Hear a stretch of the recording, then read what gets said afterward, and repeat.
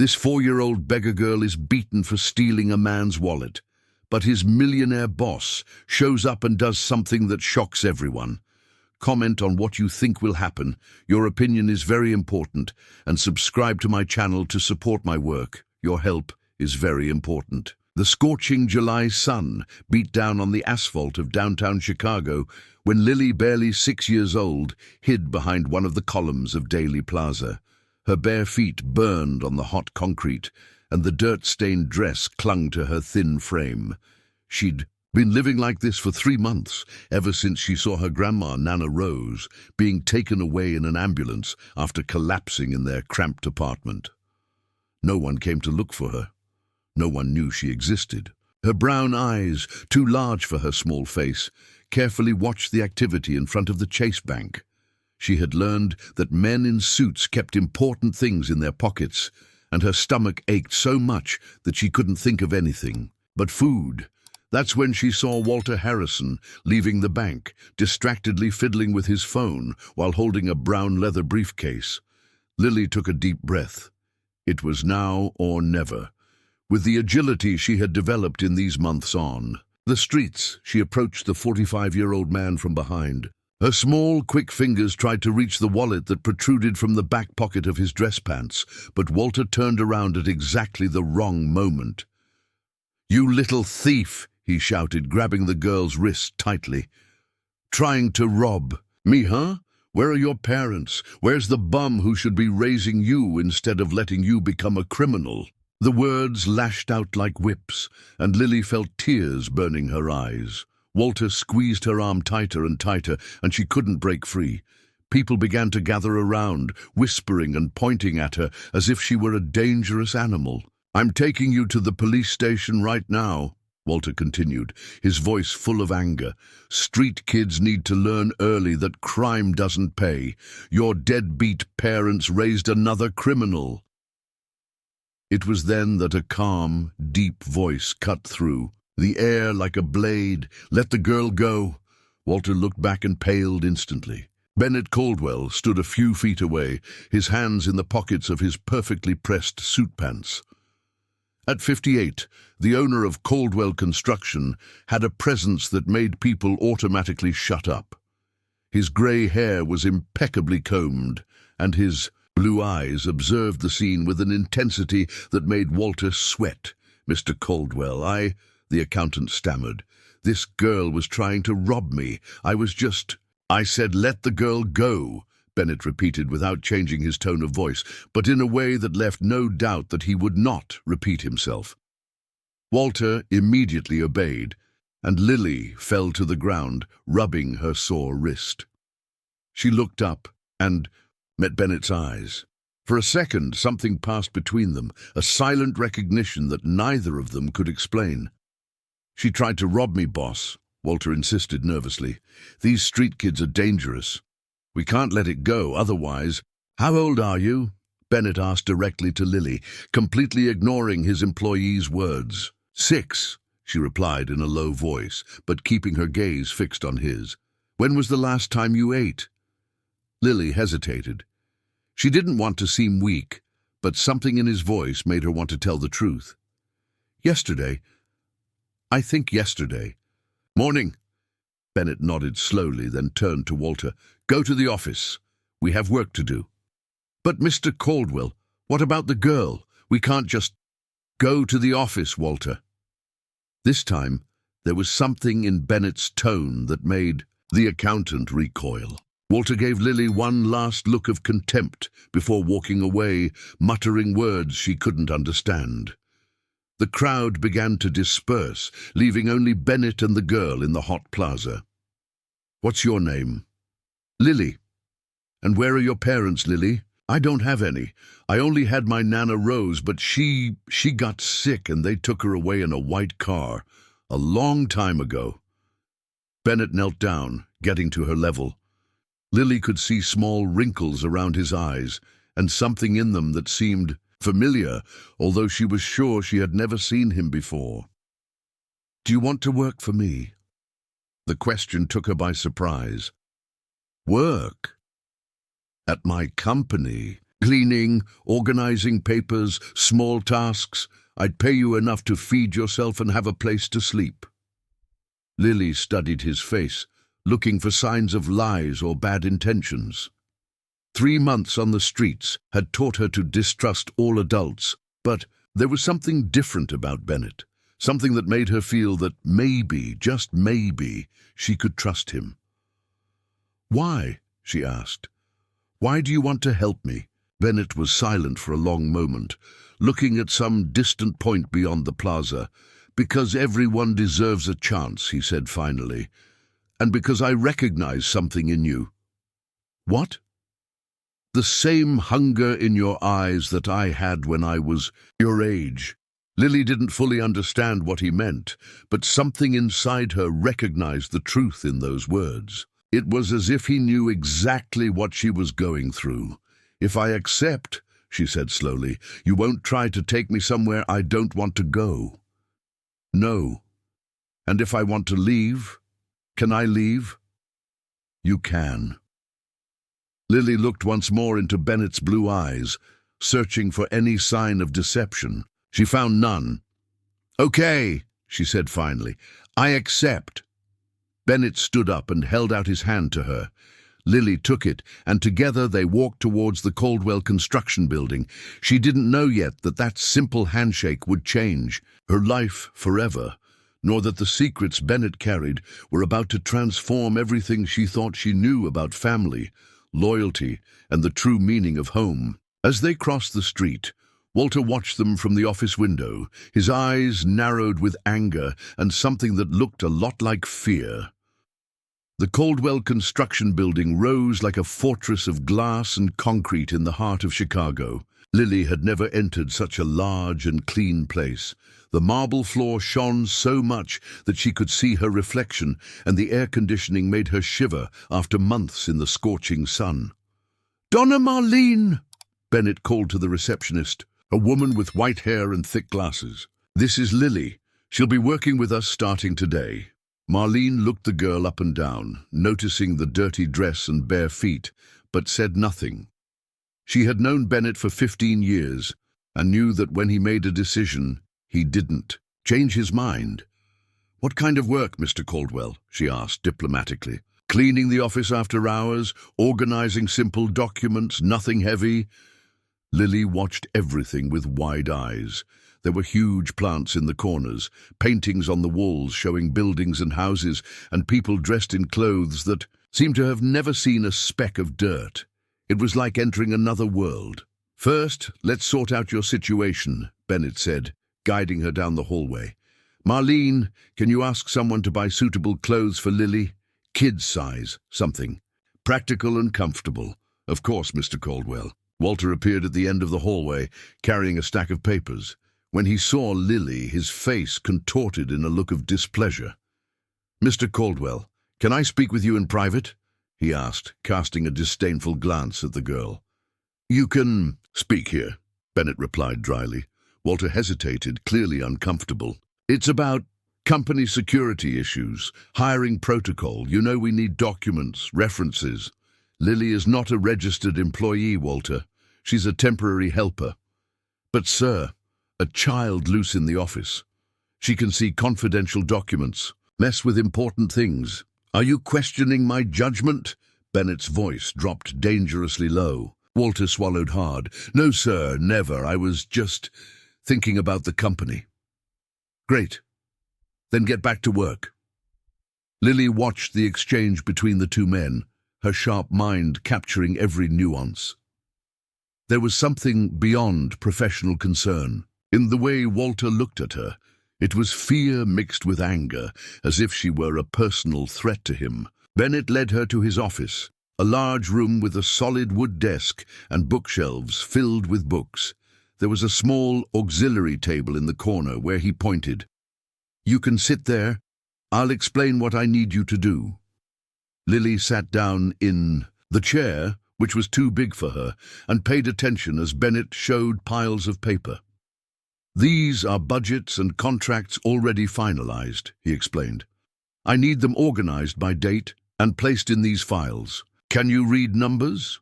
"I can," she replied, pulling a sheet closer. Her eyes quickly scanned the numbers, and something strange happened. The values seemed to form patterns in her mind, as if she could see connections that weren't written down. "This one is wrong," she said suddenly, pointing to a line. Bennett approached, surprised. "How so?" "If this material costs this much, and you need this much of it, the total should be higher. It's missing. Let me see." She closed her eyes for a moment, calculating mentally. $1,200. Bennett grabbed a calculator and redid the calculations. His eyes widened when he confirmed that Lily was right. "How did you do that so quickly?" "I don't know," she said, shrugging. "The numbers are clear in my head, like they're drawings."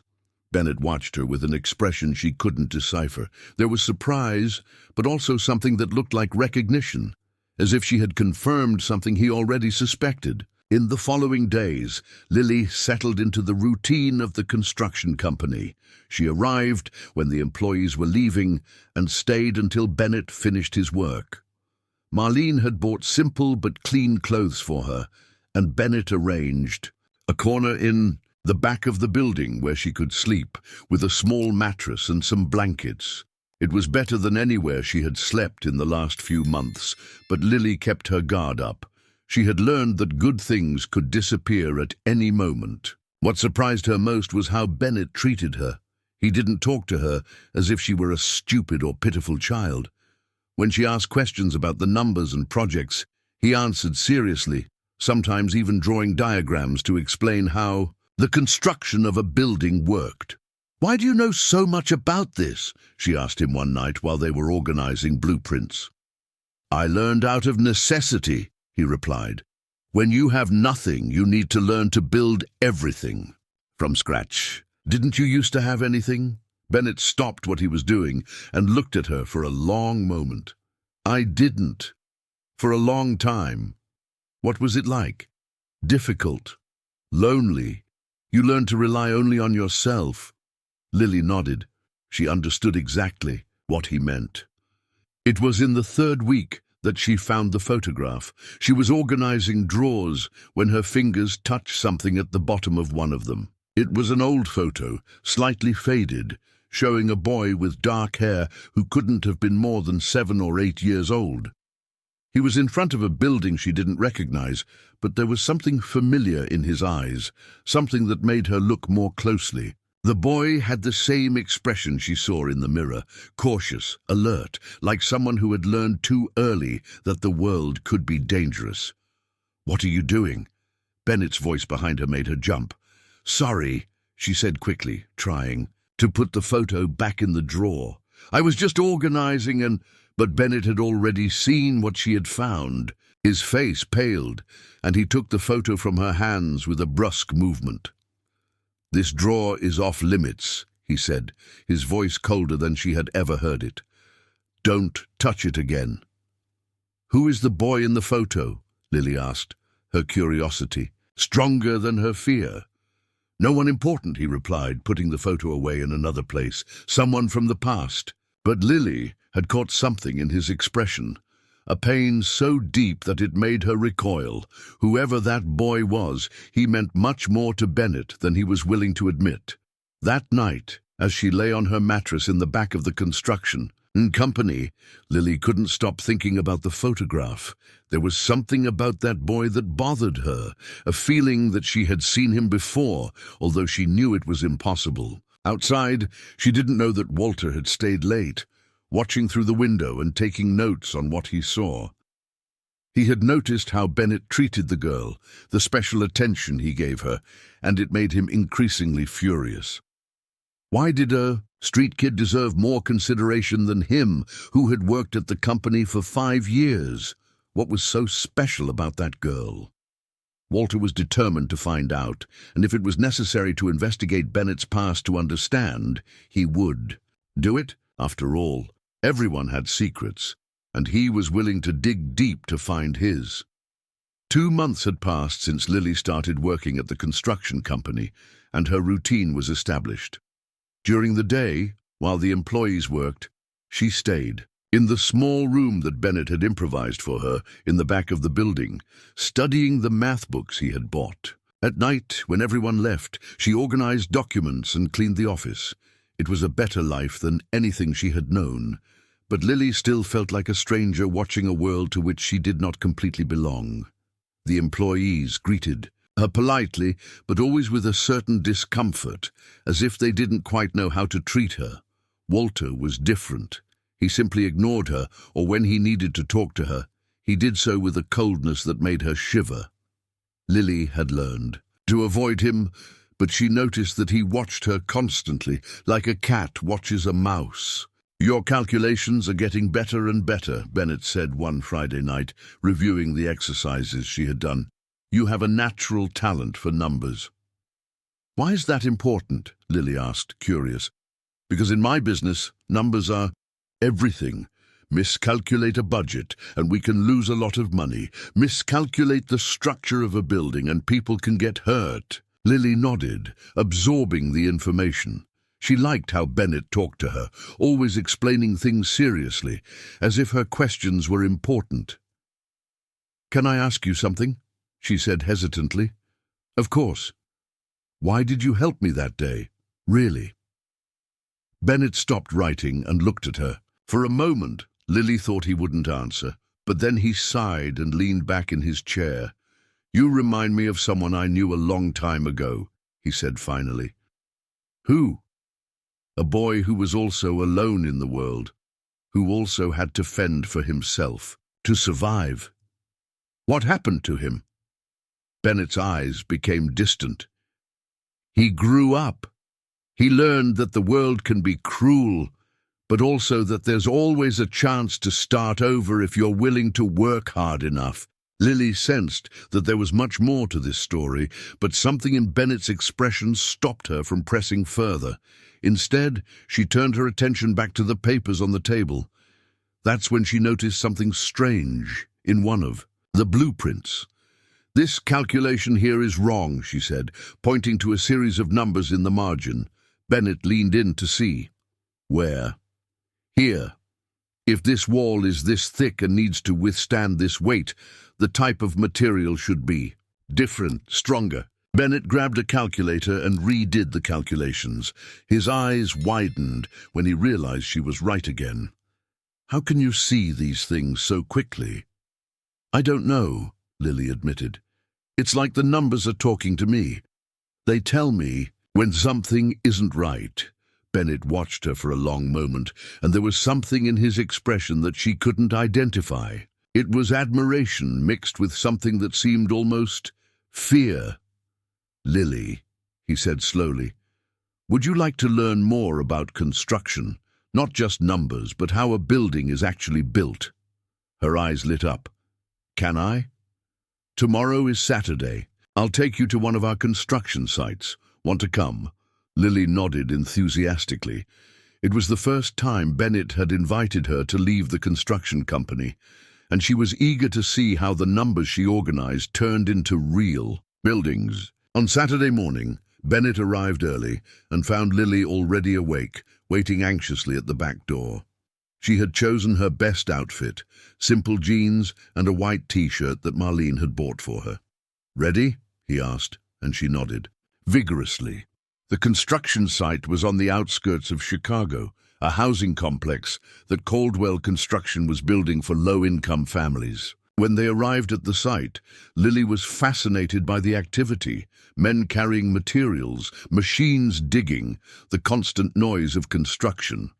"This is where your numbers turn into reality," Bennett said, handing her a small hard hat that he had specially made for her. They walked through the site, and Bennett explained each step of the process. Lily absorbed everything like a sponge, asking questions that impressed even the most experienced engineers. "How do you know if the foundation is strong enough?" she asked, watching the men pour concrete. "Because of the calculations you've been seeing in the office," Bennett explained. "Every inch is planned to withstand the exact weight of the building." "But what if there's an earthquake?" The question took Bennett by surprise. "Earthquakes are rare in Illinois, but why do you ask?" Because I saw in the numbers that there's a safety margin, but it's too small if the ground moves.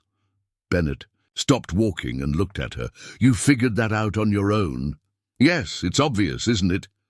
But it wasn't obvious. It was an observation that required years of experience to make, and here was a 6-year-old girl seeing patterns that engineers took time to identify. Meanwhile, on the other side of the city, Walter was taking advantage of Saturday to put into practice a plan he had been hatching for weeks. He had noticed how Bennett treated Lily, the special attention he gave her, and it consumed him with envy. Why did a street kid receive more consideration than him? A trained accountant and loyal.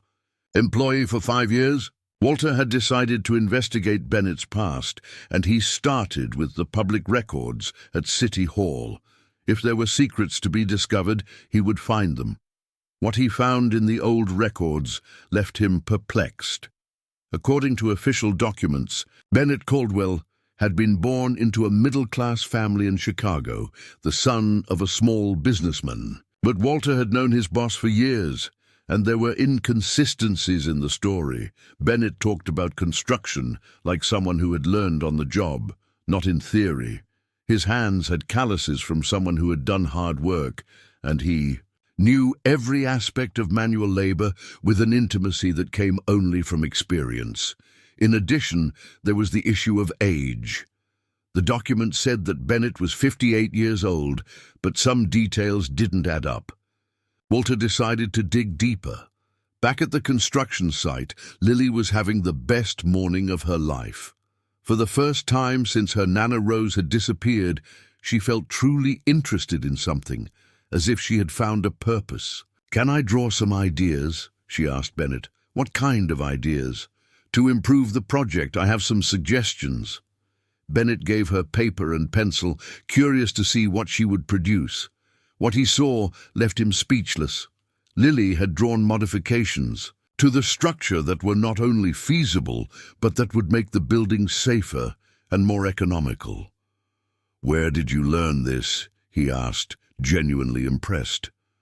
"I didn't learn it," she said, shrugging. "It just makes sense in my head." Bennett looked at the drawings again, then at the girl, and felt something he hadn't experienced in years. Hope.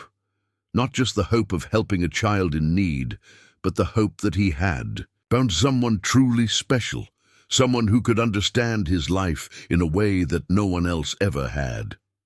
But as they returned to the construction company that afternoon, neither of them knew that Walter had discovered something that would change everything. In the old records of Springfield, Illinois, he had found records of a boy who had disappeared from an orphanage almost 50 years ago.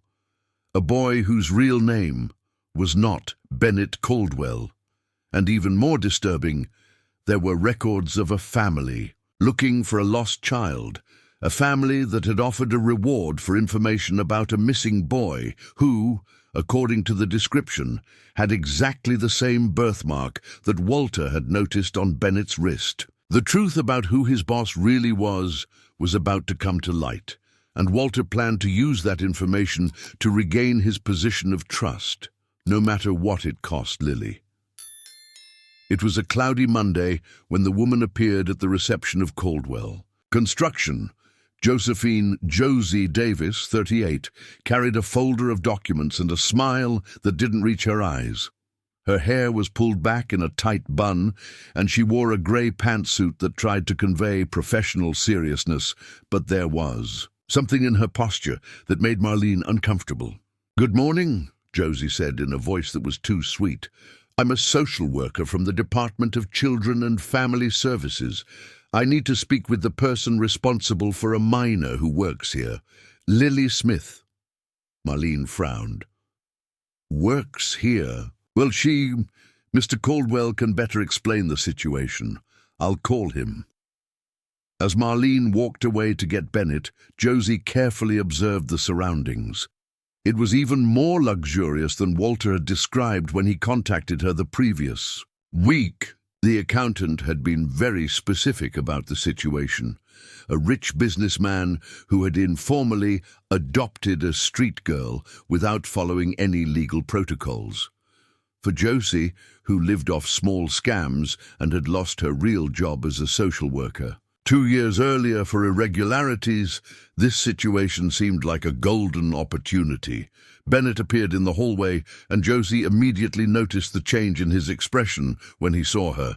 There was caution and something that seemed almost fear. "Mr. Bennett Caldwell," she asked, extending her hand. "D-T-E-T-Tin-Tin. I'm Josie Davis, a social worker. I need to talk about the situation of the minor Lily Smith." "What situation?" Bennett asked, not accepting the handshake. "The irregular situation she is in. A 6-year-old child cannot work, Mr. Caldwell. That's against the law. And according to the information I received, she is living on company premises without proper supervision." Bennett felt his stomach clench. "Who gave you this information?" "That's confidential," Josie replied, opening her folder. "The important thing is that I need to assess the conditions in which the child is living and, if necessary, remove her to a suitable environment." "A remove?" Bennett's voice dropped dangerously low. "For her own protection," Josie said, trying to maintain an official tone. "You understand that there is no legal documentation of this guardianship. The girl needs to be in a licensed foster home with people qualified to take care of her." It was at that moment that Lily appeared at the reception, coming from the back hallway. She had finished her math exercises and had come to find Bennett to show him a discovery she had made in the calculations of a new project. "Bennett, I found an error in the—" She stopped when she saw the stranger at the reception. Her instincts, sharpened by months on the streets, immediately alerted her that something was wrong. "Lily," Josie said with a forced smile, "I'm Josie. I came here to talk about your situation. You shouldn't be working, honey. Children need to be in school, playing, having a normal life." Lily instinctively moved closer to Bennett. "Who is she?" "Someone who wants to take you away from here," Bennett replied honestly.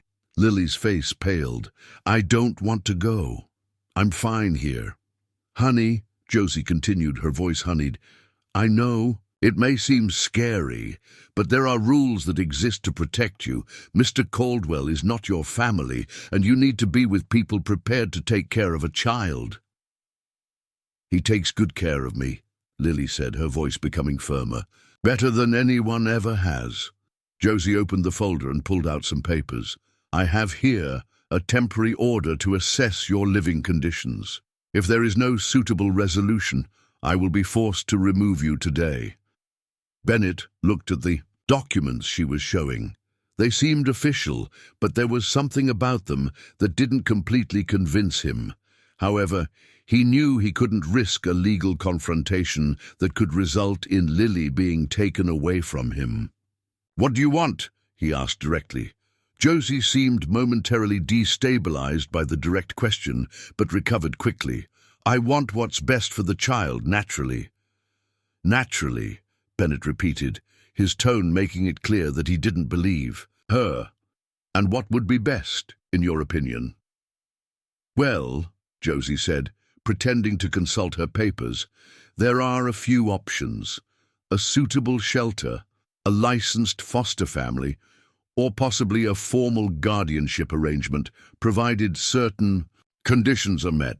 "What conditions?" Josie looked around, noting that Marlene and some employees were watching the conversation. "Perhaps it would be better if we discuss this in private." Bennett hesitated. He didn't want to leave Lily alone with that woman. But he also realized that a public conversation could worsen the situation. "Lily," he said softly, "can you go back to the office? I'll sort this out." "No," she said firmly. "If she wants to take me, I want to hear why." Bennett looked at the determination in the girl's eyes and felt a mixture of pride and concern. She was learning to fight for herself, but he feared that this was a fight she was not yet prepared to face. "Okay," he said. "Let's go to my office." In the office, Josie sat comfortably in the chair in front of Bennett's desk, while Lily positioned herself next to him, clearly demonstrating where her loyalty lay. "I'll be direct," Josie said, abandoning the official tone. "Lily's situation is complicated. Technically, she's in an irregular situation, but I understand that you've developed a bond with her." "You understand?" "Yes. And perhaps we can find a solution that benefits everyone involved." Bennett was beginning to understand where this conversation was going, and he felt a cold anger spreading through his chest. "Continue." "Well, there are costs involved in regularization processes, paperwork, evaluations, psychological counseling. All of that has a price. If you were willing to contribute to these costs, perhaps we could speed up the process and keep Lily in an environment she already considers home." "How much?" Bennett asked coldly. $20,000 would be a good start, Josie said, trying to sound casual, "to cover the initial costs." Lily looked from Bennett to Josie, her quick mind processing what was happening. She may not have understood all the legal details, but she knew blackmail when she saw it.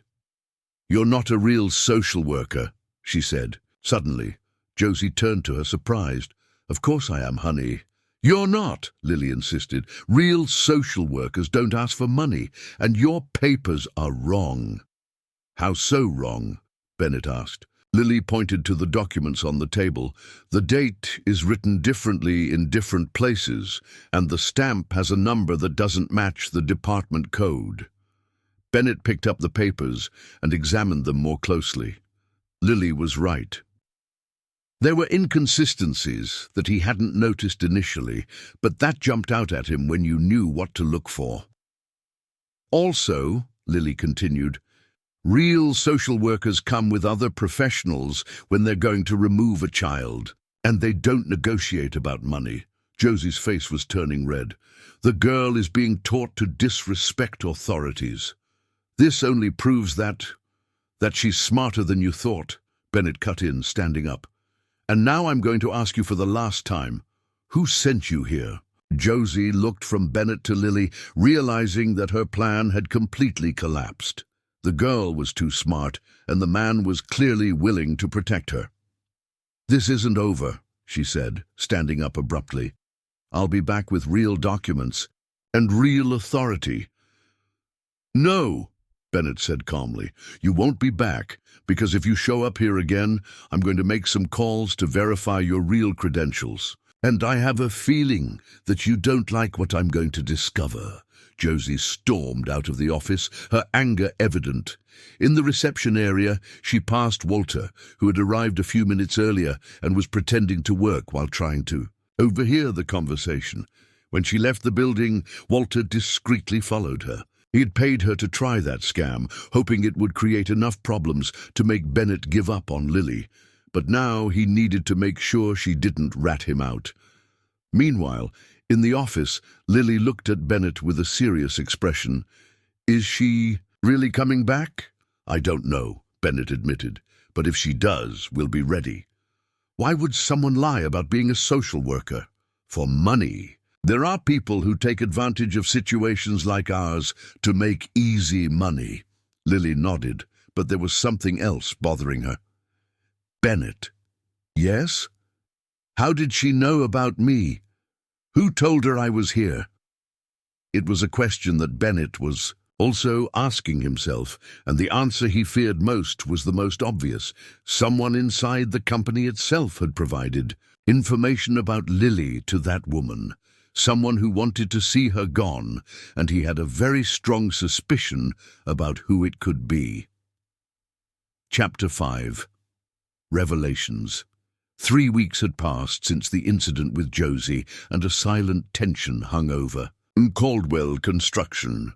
Bennett had become more protective of Lily, never leaving her alone in the building, and the girl had noticed the change. She saw the way he looked at the employees, especially Walter, with a distrust that didn't exist before. Walter, in turn, was increasingly agitated. The plan with Josie had failed miserably, and now he feared that Bennett would discover his involvement. Worse still, His investigations into his boss's past had revealed things that made him nervous. There were secrets there that could destroy Bennett's reputation, but they could also backfire on him if they were misused. It was a rainy Thursday when everything changed. Lily was in Bennett's office working on a new project he had given her, calculating the material costs for a small renovation at a municipal school. She loved this kind of challenge, and her calculations were always accurate to the penny. That's when she heard raised voices coming from the reception area. "Where is she? Where's my girl?" Lily dropped her pencil, her heart racing. That voice, she knew that voice, even hoarse and tired, even different after so many months. She would recognize it anywhere. "Nana," she whispered, getting up from her chair. She ran to the reception area and stopped at the door, not believing what she was seeing. There was Rose, 72, leaning on a makeshift cane, her white hair thinner than Lily remembered, her face marked by suffering. But her eyes were the same loving eyes that had raised her. "Lily!" Rose cried, dropping the cane to the floor. The girl ran and threw herself into her grandmother's arms, sobbing as she hadn't done in months. Rose hugged her tightly, as if she wanted to make sure she was real. "My girl, my precious girl," Rose cried. "I looked for you every day since I left the hospital. I thought that you were never coming back." Lily sobbed. Marlene watched the scene with tears in her eyes, and even some employees who had gathered at the reception were moved. But it was then that Bennett appeared, attracted by the shouts. When he saw Rose holding Lily, his face paled, not with anger or disappointment, but with something that looked a lot like fear of losing the girl who had become so important to him. "You must be the man who took care of my granddaughter," Rose said, looking at him with gratitude and distrust mixed. "I'm Rose Smith, Lily's grandmother." "Bennett Caldwell," he replied, extending his hand, "and it was a pleasure to take care of her." Rose studied his face for a long moment before accepting the handshake. "Is she okay? Have you treated her well?" "They treated me very well, Nana," Lily said quickly. "Bennett taught me a lot of things, gave me clothes and food, and I have my own room." "Her own room?" Rose frowned. "What kind of room?" The question hung in the air when Walter appeared at the reception. He had heard the commotion and had come to investigate. But when he saw Rose, a cruel idea began to form in his mind. "Mrs. Smith," he said, approaching with a fake smile, "I'm so glad you found the girl. I imagine how difficult it must have been to be without knowing where she was all this time." "Very difficult," Rose replied, not understanding where he wanted to take the conversation. "And now that you're well, you're going to take her home, aren't you?" The silence that followed was heavy. Lily looked from her grandmother to Bennett, realizing for the first time that this reunion meant a choice that she didn't know she would have to make. "Well," Rose said hesitantly, "I'm still recovering. The doctor said I'll need physical therapy, and I can't afford to—" "But surely you're not going to let your granddaughter live at a company," Walter interrupted, his voice loaded with malice disguised as concern. "A child needs to be with her family, not working." "Working?" Rose looked at Lily, alarmed. "What does he mean by working?" "It's not real work, Nana," Lily explained quickly. "I help with papers, I learn math." "She organizes confidential company documents," Walter said, cutting her off. "She stays here late at night, sleeps in the back of the building, a 6-year-old child." Bennett clenched his fists, his anger against Walter finally reaching its limit. "Enough, Walter." "No, I think you have the right to know the truth," Walter continued, addressing Rose. "Your boss here may be a rich man, but that doesn't give him the right to use a child as cheap labor." "Labor?" Rose looked at Bennett with a mixture of confusion and growing indignation. "Is that what my granddaughter is to you?" "No," Bennett said firmly. "Lily is Is what? Rose asked, her voice getting louder. What is my granddaughter to you? Bennett looked at Lily, who was watching him with big, frightened eyes. How to explain that this girl had become the daughter he never had? How to say that she had filled a void in his life that he didn't even know existed? She is important to me, he said finally. Important how? Rose insisted. It was then that Walter decided to deliver the final blow. Maybe you should know that your boss isn't who he says he is, he said.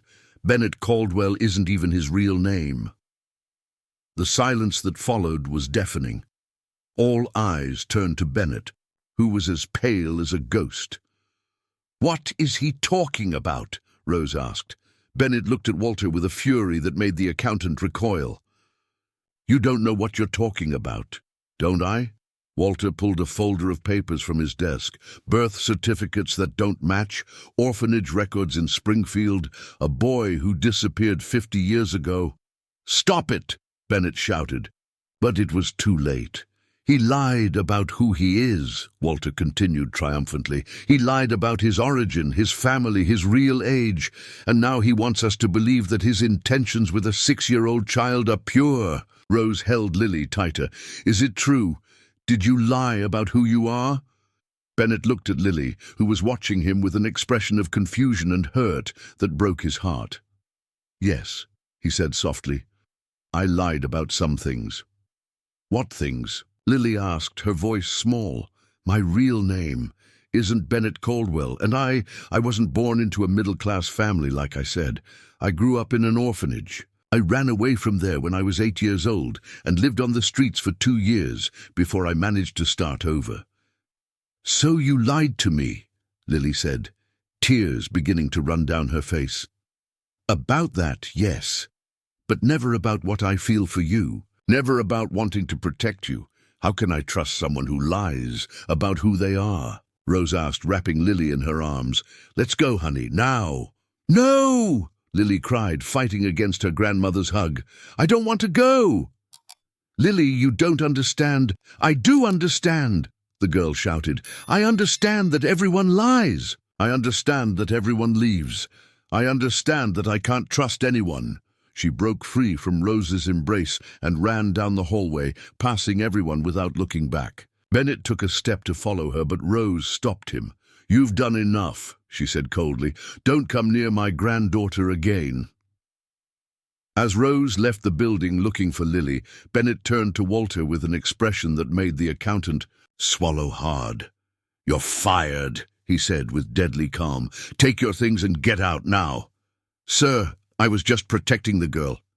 You were destroying her life out of jealousy and pettiness. Get out before I do something I regret. Walter ran out, but the damage was already done. Outside, the rain continued to fall, and somewhere in those wet streets a 6-year-old girl ran aimlessly, her heart broken by discovering that even the people she trusted most were capable of lying. And for the first time in years, Bennett, or whatever his real name was, felt completely alone again. The rain had stopped, but the streets of Chicago were still wet when Rose found Lily sitting on the same park bench where it had all started months ago. The girl was curled up, hugging her knees, looking at the ground with a heartbreaking expression. Lily, Rose called softly, approaching carefully. Everyone lies, Nana, the girl said without looking up. You disappeared without telling me. Bennett lied about who he is. Even that woman lied about being a social worker. Rose sat down next to her granddaughter, feeling the weight of her own guilt. I didn't mean to disappear, honey. I collapsed at home, and when I woke up I was in the hospital. The doctor said I had a stroke. I was in a coma for weeks. When I got better, the first thing I did was look for you. But you left me alone. Not by choice, Rose said, wrapping Lily in her frail arms. Never by choice. If I could have taken you with me to the hospital, I would have. Lily finally looked at her grandmother, and Rose saw in the girl's eyes a maturity that shouldn't exist in a 6-year-old child. Months on the streets, and then at the construction company, had taught Lily difficult lessons about life. And Bennett? Why did he lie? Rose sighed. She had spent the last few hours walking around the city, thinking about everything she had discovered. I don't know, honey, but I know that people sometimes lie because they're afraid. Afraid of what? Afraid of not being accepted as they really are, afraid that the truth will hurt them. Lily was silent for a long moment. Where are we going? To live now, Nana? It was the question that Rose feared. The truth was that she had no answer. The small apartment where they lived had been sold to pay medical debts. She had just left the hospital. She was still weak, unemployed, and homeless. We'll figure something out, she said, trying to sound more confident than she felt. But Lily was too smart not to notice the hesitation in her grandmother's voice. We don't have anywhere to go, do we? Rose couldn't lie. Not right now, but we'll find a place. Can I go back to the construction company? No, Rose said firmly, not after what we found out. But I like it there, Nana. I like learning about numbers and construction. And Bennett, even if he lied about some things, he took good care of me. Lily, you don't understand. A man who lies about his identity may be hiding dangerous things. Like you hid that you were sick. The question caught Rose by surprise. That's different, is it? You didn't tell me you were feeling bad. You didn't prepare me for what could happen. I was completely lost when you collapsed. Rose looked at her granddaughter, seeing for the first time how the events had affected the girl. Lily had grown more in a few months than she should grow in years. You're right, Rose admitted. I also lied, in a way. I should have told you about my health problems. I should have made plans in case something happened to me. So everyone lies a little? Everyone makes mistakes, honey. The question is whether those mistakes come from a place of malice or from a place of love. It was then that they heard footsteps approaching. Bennett was walking towards the bench, his steps cautious, as if he feared scaring them.